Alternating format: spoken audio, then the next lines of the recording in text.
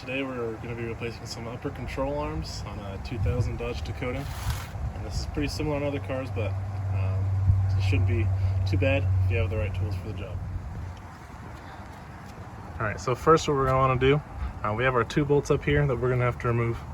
Right here and right here, there's a bolt that goes right in there, as you can see. And on this side as well. Before that, we want to remove this upper ball joint right here. You can do it two ways. You can either remove these three bolts and they'll come out, or you can just loosen up this cotter pin down here and pull that cotter pin out right here, and then loosen up that nut. And that's what I'm going to do. All right, so first we're going to loosen up this cotter pin. You want to bend it back straight like that. Then once you bend it, you can try and push it through the other side. But if that doesn't work, you can take some pliers, or in this case it's wire cutters, but they grip. You're going to start pulling it out. Just like that. And you take out the cotter pin. Alright, so then we're going to come in with a 7/8 either wrench, or you can get a socket if it's short enough to fit in this little space right here. You're going to get it right in there, and you're going to loosen it up. Not tighten it, you're going to loosen it up. Just like that. Loosen up the rest of the way by hand.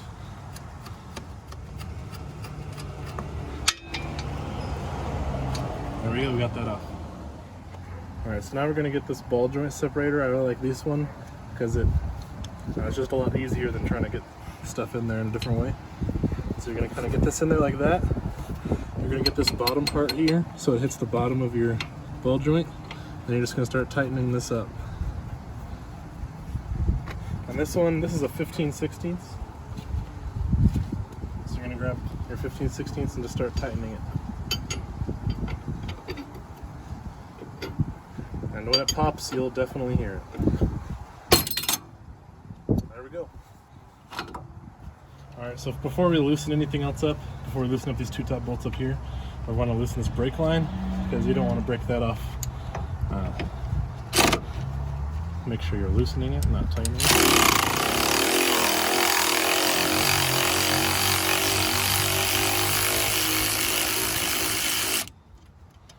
Just like that, and that's just a 14mm bolt right there. Once you get that loosened, you're just going to pull this off, wiggle it, kind of get that out of the way. Alright, now we're going to take a 24, that's 22. We're going to take a 24mm socket, and those will go right here on these nuts right up here. And you're going to really want a breaker bar because these things are pretty tight on there. So let's get a position for us. Get your breaker bar on, and just break them loose. Just like that. Now you get the other side once it's broken loose. Yep. Alright, now we're going to come to the other side, and now we're going to get on this nut over here, and we're going to do the same thing and just break it loose.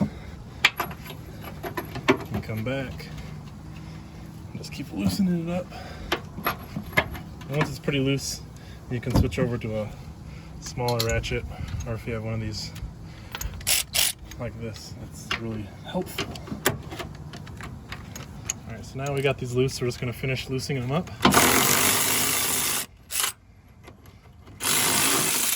Just like that. So we got one nut off. Set that down. We'll get the other one off.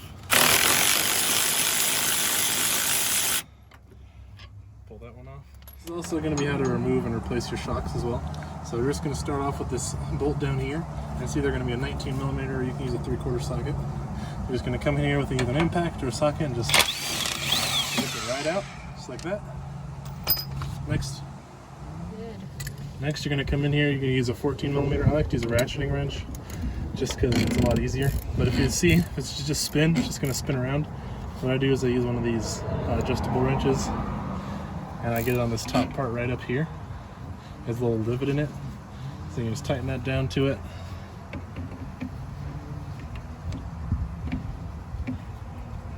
Just like that. And now it'll hold it from spinning, and you can just loosen that up.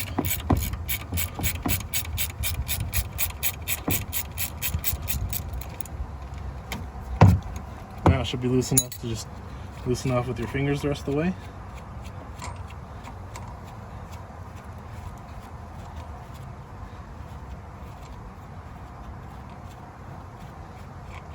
There's the nut. Get that off.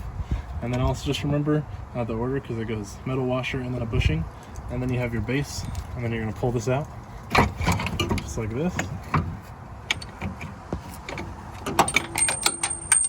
And now you got your shock out. Go.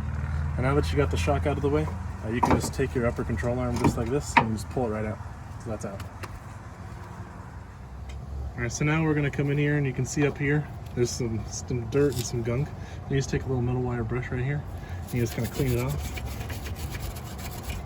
on top and bottom. And then now you're going to come on this side as well. Just kind of clean that out. Now you might even find some random things stuck in there, like rocks or bugs or missing 10mm sockets. Yep. Alright, so now we got a new control arm here. Just make sure it matches up with your other one. So if an easy way is you just take it, compare it with your old one, and just make sure that everything's on the same side and looks similar, just to match it up. And you don't really have to match up these parts up here, which affects your alignment on your camber. Just because anytime you replace these kind of suspension parts, you should getting alignment anyway. So now we're just going to slide this up into place. Make sure your brake line is on this side, so that way when you hook it back up, it'll go right back in there. We're going to get this up in place like that. We're going to take our nuts and put one on this side. Tighten that a little bit by hand. And then grab your other one and put it on the other side. Pause. I'm just going to keep tightening them up here. So now I'm just going to kind of snug these up a little bit. We're not going to tighten them completely yet. Just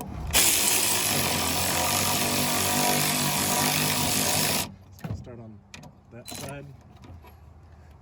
We're going to come over to the other side. Tighten up a little bit more and come back to the other side. Same thing. And now a lot of this right here, with the way your bolts sit and where it sits in this little slots, is going to be your alignment.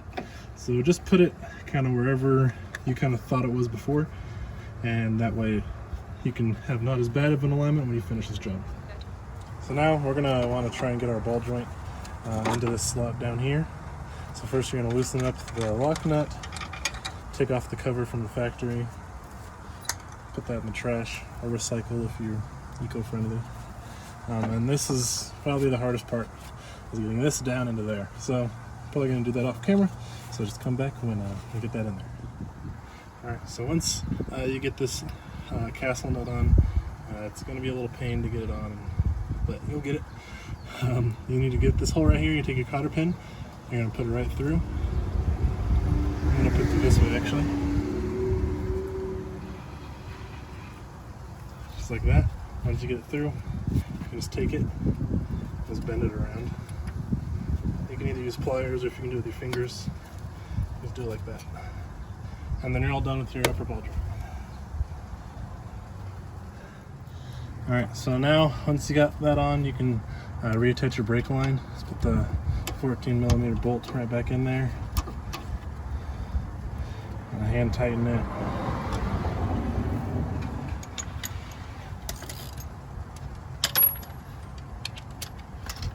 And then you're going to come in with your 14mm socket.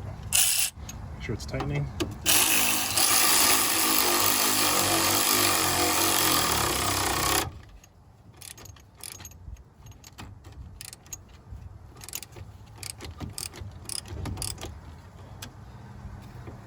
And now you're all tightened up on there. Alright, so now we got a new shock here. And we're going to go and try and put this bad boy in. So the best way I found to do it, right to the other side, is you come in down through the bottom right here. You're going to stick it up. You're going to try and line it up with that hole right there. Just like that. Now the hard part is if you come down here on this side, you can see where you're supposed to get the bolt in right down there. And you can see right here where my thumb is, you need to get the bolt in through there. You need to get that through this hole all the way down here. So the best way I found is you kind of lay on the ground and try and bench press it up and throw the bowl through before it compresses, or decompresses, I mean. So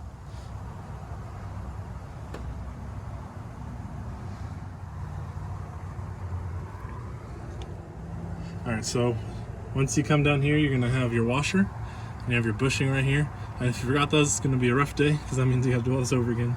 But then you're gonna take your next bushing, put it on top, just like that. And then you're gonna take your washer, put that on top as well. And then you're gonna take your nut, this one right here, and tighten that one down a little bit. Just get it hand tight first. Just gonna tighten these down.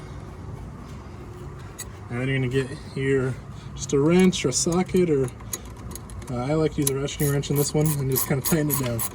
And you're gonna wanna tighten these to these bushings right here, start to expand outside of the washer a little bit. So if you come up this top angle, you'll be able to see it really well. All right, so we're gonna keep tightening these down. And you can see those bushings are starting to expand a little bit. And right about, I say there, you start seeing them kind of push out outside of the washer, and it kind of gets a little harder to turn. And you're just gonna stop right there. I know it seems loose, but what we're gonna do next is you're gonna take a lock nut right here for these shocks that I have. You're gonna tighten this up top. And you're gonna take 2 14mm wrenches like this. And you can get one here on the bottom, just like that. And then you can get one on the top like this. And you're just gonna tighten them into each other. Just like that. So now it's tight. That nut's not going anywhere because you had it locked in there. All right, and that's how you replace your upper control arm and your shock for a 2000 Dodge Dakota. If you have any questions, leave them in the comments. Anything else, it's just get this in place and you're definitely gonna need alignment. So I got this side done. If we come around to the other side, we got this side done as well over here. So I got a new upper control arm, a new shock. All right, thanks for